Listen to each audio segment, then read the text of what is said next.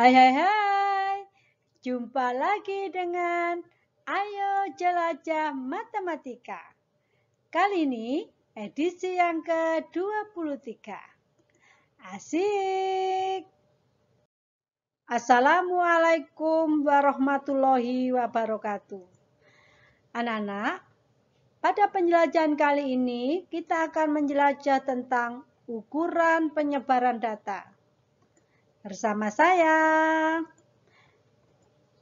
Ibu Endang Yayu Sriwidyastuti dari SMP Negeri 2 Candi, Sidoarjo. Apa sih ukuran penyebaran data itu? Nah, untuk lebih jelas, mari kita perhatikan ilustrasi berikut ini. Perhatikan suhu di daerah pegunungan yang ditunjukkan pada diagram garis berikut. Di sini, pada garis horizontal menunjukkan waktu atau pukul berapa. Sedangkan pada garis yang vertikal menunjukkan suhunya. Pada pukul 10 menunjukkan suhu 27 derajat Celcius. Pukul 11 menunjukkan 30 derajat Celcius. Pukul 12 menunjukkan 36 derajat Celcius. Pukul 1 atau 13 menunjukkan 34 derajat Celcius. Pukul 14 menunjukkan 25 derajat Celcius. Pukul 15 menunjukkan suhu 24 derajat Celcius. Dan pada saat pukul 16.00 menunjukkan suhu 21 derajat Celcius. Nah, dari diagram tersebut menunjukkan bahwa suhu terendah terjadi pada pukul 16.00, yaitu sebesar 21 derajat Celcius. Sedangkan suhu tertinggi ditunjukkan pada pukul 12.00, yaitu 36 derajat Celcius. Nah, selisih suhu tertinggi dengan suhu terendah adalah 15 derajat Celcius. Di sini diperoleh dari 36 derajat Celcius suhu tertinggi dikurangi dengan suhu terendah 21 derajat Celcius. Sehingga diperoleh 15 derajat Celcius. Dalam matematika, selisih antara nilai data tertinggi dan nilai data terendah dinamakan jangkauan. Ukuran penyebaran data merupakan ukuran yang menunjukkan seberapa jauh suatu data menyebar dari rata-ratanya. Jangkauan merupakan salah satu ukuran penyebaran data. Selain jangkauan, terdapat kuartir, jangkauan antar kuartir, dan simpangan. Pada materi ini, kita akan mempelajari bagaimana cara menentukan jangkauan, kuartir, jangkauan antar kuartir, dan simpangan kuartir data. Sekarang, mari kita bahas ukuran penyebaran data yang pertama, yaitu jangkauan. Jangkauan biasanya disimbolkan dengan huruf R, disebut juga rentangan atau range. Adalah selisih dari nilai data terbesar dengan nilai data yang terkecil. Jika disimbolkan seperti ini, R sama dengan X max dikurangi X min. Nah, di mana R merupakan jangkauan, X max merupakan data terbesar, dan X min merupakan data yang terkecil. Contoh, tentukan jangkauan dari data 3, 6, 10, 5, 8, 9, 6, 4, 7, 5, 6, 9, 5, 2, 4, 4, 7, 8.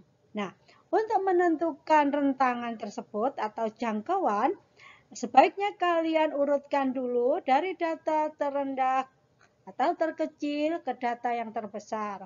Sehingga diperoleh 2, 3, 4, 4, 4, 5, 5, 5, 6, 6, 6, 7, 7, 8, 8, 9, 9, dan 10. Di sini data terbesar adalah 10 dan data terkecil adalah 2. Jangkauan atau R sama dengan X max dikurangi X min atau data terbesar dikurangi data terkecil, yaitu 10 dikurangi 2 sama dengan 8. Jadi, jangkauan data tersebut adalah 8. Sekarang, mari kita lanjut dengan ukuran penyebaran data yang kedua, yaitu kuartil. Apa sih kuartil itu?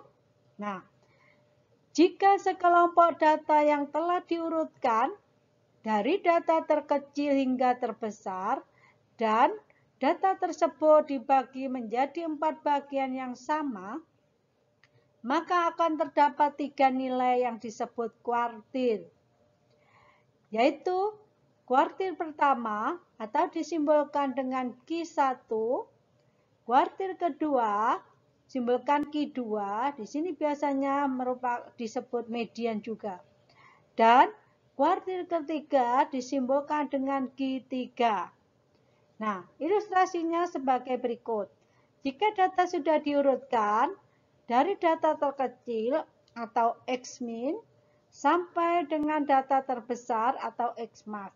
Nah, untuk mencari nilai tengahnya atau median, di sini yang juga merupakan kuartil kedua atau Q2 adalah terletak di tengah-tengah. Q2 atau median terletak di tengah-tengah data. Bagaimana dengan data kuartil 1 atau kuartil pertama dan kuartil ketiga? Nah, di sini posisi kuartil pertama atau Q1 dan kuartil ketiga atau Q3. Letak dari kuartil pertama atau kuartil 1 terletak di antara X min dan Q2. X min dan kuartil kedua atau Q2. Sedangkan untuk kuartil ketiga terletak di antara kuartil kedua dengan X max. Nah, langkah-langkah untuk menentukan nilai kuartil dapat diperoleh sebagai berikut. Yang pertama, kalian harus urutkan nilai data dari yang terkecil sampai yang terbesar. Kemudian, kalian menentukan nilai kuartil bisa dengan menggunakan rumus berikut ini. Untuk kuartil pertama atau Q1 sama dengan nilai data ke 1/4 dari N ditambah 1. Sedangkan data kuartil kedua atau median sama dengan nilai data ke 2/4 kali N ditambah 1. Sedangkan kuartil ketiga atau Q3 sama dengan nilai data ke 3/4 dari N ditambah 1. Di sini N merupakan banyak data. Nah, sekarang bagaimana cara menentukan kuartil? Mari kita perhatikan contoh berikut ini. Data berikut menunjukkan hasil ulangan matematika dari 19 siswa. Sini datanya sudah terurut dari nilai terendah sampai nilai terbesar, yaitu 60 sampai 100. Tentukan kuartil pertama, kuartil kedua, dan kuartil ketiga dari data tersebut. Karena datanya sudah terurut naik atau dari kecil ke yang terbesar, maka kita dapat menentukan langsung kuartil pertama, kuartil kedua, dan kuartil ketiga. Dengan banyak data atau N sama dengan 19. Nah, di sini data pertama, data kedua, data ketiga, dan seterusnya. Sudah terurut. Sekarang mari kita cari kuartil pertama. Kita dapat menggunakan rumusnya, yaitu letak kuartil pertama atau kuartil bawah atau Q1 sama dengan data ke 1/4 kali N, di sini N-nya kita ganti 19, banyak data, ditambah 1, sama dengan data 1/4 kali 20, sama dengan data kelima. Nah, sekarang kita lihat data kelima. Data kelima di sini, 1, 2, 3, 4, 5. X5, data kelima adalah 70. Maka, kuartil pertama sama dengan 70. Bagaimana dengan data untuk kuartil yang kedua? Letak kuartil kedua sama dengan data ke 2/4 kali N ditambah 1. N kita ganti 19. Sehingga terletak pada data ke 2/4 kali 20 sama dengan data ke 10. Sekarang kita lihat data ke 10. X10, data ke 10 di sini ditunjukkan angka 80. Berarti 80 ini merupakan Q2 atau kuartil kedua. Kuartil kedua juga merupakan median. Nah, sekarang kita lanjut dengan kuartil ketiga. Letak kuartil ketiga sama dengan data ke 3/4 kali N ditambah 1. N sama dengan 19. Maka sama dengan data ke 3/4 kali 20. Sama dengan data ke 15. Kita lihat, data ke 15 adalah 90. Jadi kuartil ketiga atau kuartil atas sama dengan 90. Ukuran penyebaran data yang ketiga adalah jangkauan antar kuartil. Jangkauan antar kuartil atau hamparan disimbolkan dengan huruf H. Adalah selisih antara kuartil atas atau Q3 dengan kuartil bawah atau Q1. Nah, kalau dinyatakan dengan rumus, maka H, hamparan atau jangkauan antar kuartil, sama dengan Q3 dikurangi Q1. Q3 adalah kuartil atas atau kuartil ketiga, dan Q1 adalah kuartil bawah atau kuartil pertama. Contoh, perhatikan kumpulan data berikut. Di sini, datanya terdiri dari 1, 2, 3, 4, 5, 6, 7, 8, 9, 10. Datanya terdiri dari 10 atau N-nya 10. Data genap. Tentukan jangkauan antar kuartil data tersebut. Nah, untuk menyelesaikan permasalahan tersebut, data harus diurutkan terlebih dahulu dari yang terkecil sampai yang terbesar, sehingga diperoleh 18, 21, 23, 24, 29, 30, 30, 32, 36, dan 38. Data terendah 18 dan data terbesar 38. Median atau data tengah terletak di antara data ke-5 dan ke-6. Sehingga median sama dengan 29 ditambah 30 dibagi 2. Sama dengan 29,5. Sedangkan untuk kuartil bawah atau Q1 terletak di antara X minimal data terendah dengan tengah-tengah atau median. Nah, di sini kuartil bawah atau Q1 terletak pada data ketiga, 1, 2, 3, yaitu 23.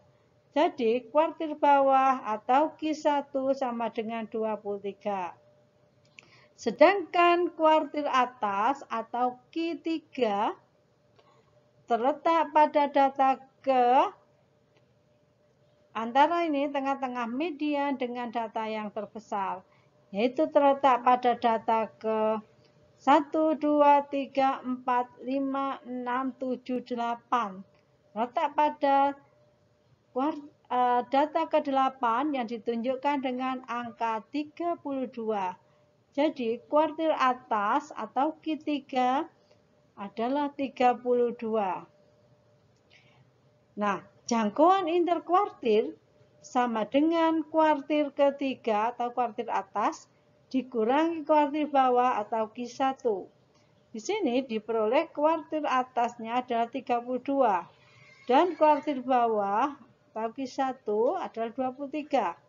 Jadi jangkauan interkuartil sama dengan 32 dikurangi 23 sama dengan 9. Mari kita lanjut dengan ukuran penyebaran data yang keempat, yaitu simpangan kuartil. Simpangan kuartil atau QD, disebut juga rentang semi antar kuartil, adalah setengah dari jangkauan antar kuartil. Sehingga QD sama dengan setengah H. Nah, di sini adalah hamparan atau jangkauan antar kuartil. Karena jangkauan antar kuartil diperoleh dari mengurangkan Q3 dikurangi Q1, maka simpangan kuartil atau QD dapat juga diperoleh dari setengah kali Q3 dikurangi Q1. Dengan H adalah hamparan atau jangkauan antar kuartil. Q3 adalah kuartil atas atau kuartil ketiga. Dan Q1 adalah kuartil bawah atau kuartil pertama. Sekarang perhatikan contoh berikut ini. Tentukan simpangan kuartil data berikut. Nah, di sini datanya seperti contoh yang sebelumnya. Data ini sudah terurut dari yang terkecil sampai yang terbesar. Banyak data ada 10. Karena banyak datanya ada 10, maka median terletak pada data di antara ke-5 dan ke-6. Sedangkan untuk kuartil bawah atau kuartil 1 terletak pada data ketiga. Dan kuartil atas atau kuartil 3 terletak pada data ke-8. Sehingga kuartil bawah atau kuartil 1 sama dengan 23 dan kuartil atas sama dengan 32.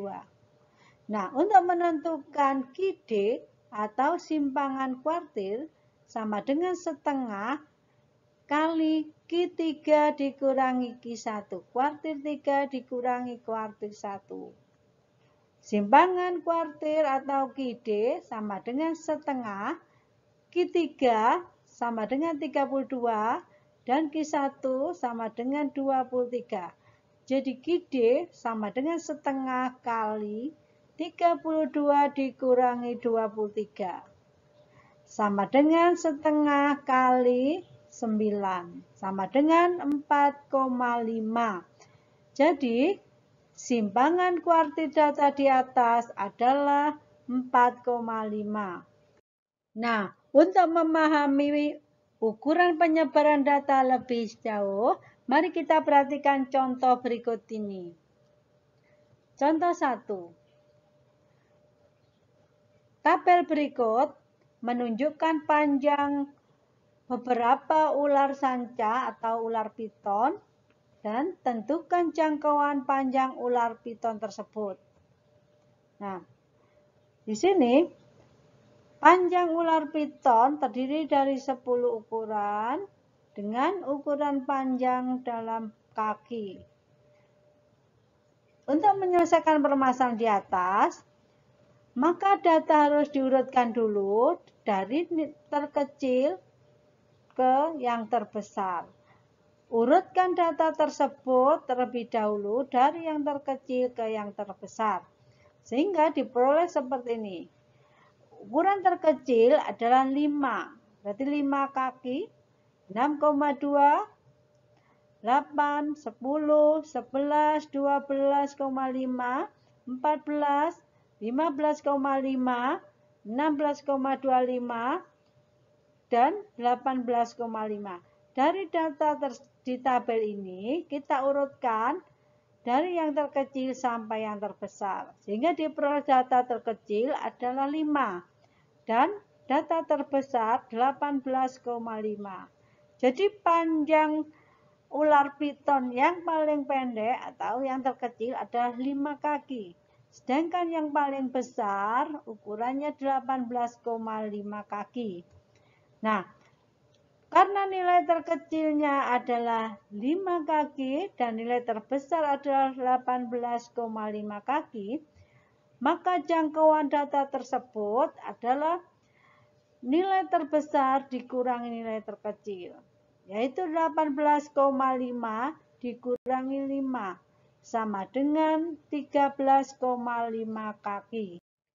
Mari kita perhatikan contoh yang kedua. Tentukan jangkauan antar kuartir dari data berikut ini. Nah, pada data berikut terdiri dari 10 data yang sudah terurut dari data terendah sampai data tertinggi atau terbesar. Seandainya data tersebut belum terurut, maka kalian harus mengurutkan terlebih dahulu. Kuartir dari suatu data membagi 4 bagian yang sama, sehingga terdiri dari 3 kuartir, yaitu kuartir pertama atau Q1 atau disebut juga kuartir bawah. Kuartir kedua disebut juga median, dan kuartir ketiga disebut juga kuartir atas. Nah, median, karena ini datanya 10, maka terletak di tengah-tengah data, yaitu antara data ke-5 dan ke-6, 29 dan 30. Sedangkan untuk kuartir pertama atau Q1 terletak pada data tengah-tengah antara data terendah dengan median, terletak pada data ketiga, yaitu 23. Sedangkan kuartir ketiga atau kuartir atas terletak antara median dan kuartir dan nilai terbesar atau X-max. Maka terletak pada data ke-8, yaitu 32. Kuartir pertama Q1 adalah 23.